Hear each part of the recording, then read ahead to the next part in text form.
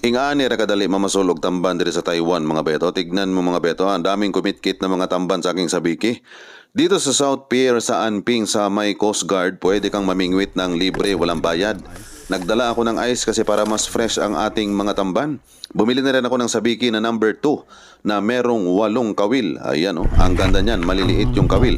Pero medyo nga malayo ang ating lalakarin kung maglalakad tayo. Nagrenta ako ng bike. Dati 70 lang to, ngayon 80 na. Nagmahal na sila. Putik yan. 多少？ 80。哦，现在80。 At bago nga tayo makapasok sa loob ay kailangan nating magpa-scan ng ating QR code. So magpa-register ka muna bago ka magkaroon ng QR code. So dito nga ay namingwit na ako. Sinet up ko na ang aking sabiki. Ayan 8 sabiki ang ating gamit at let's go na. Tara, maghagis na tayo. Yan ang liit ng sabiki na yan mga bayot.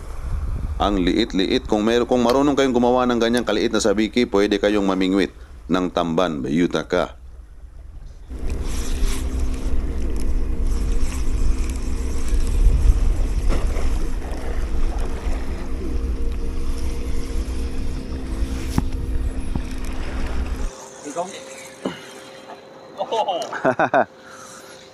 Sashimi.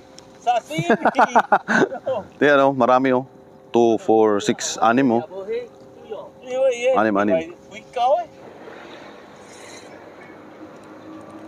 May kwanshi, no problem.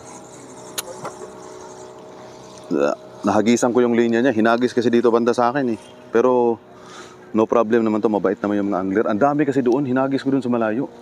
Yan ang dami mga maliliit.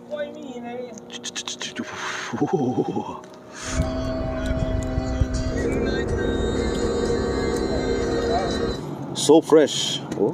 Daghan na kay tamban Pangkuan ba? Prito-prito lang ba? This is good for live bait. Yan. Yot dugo akong ilong sa in English. Mga lagi ito inanasag kain niya. Dugang-dugang sa gaba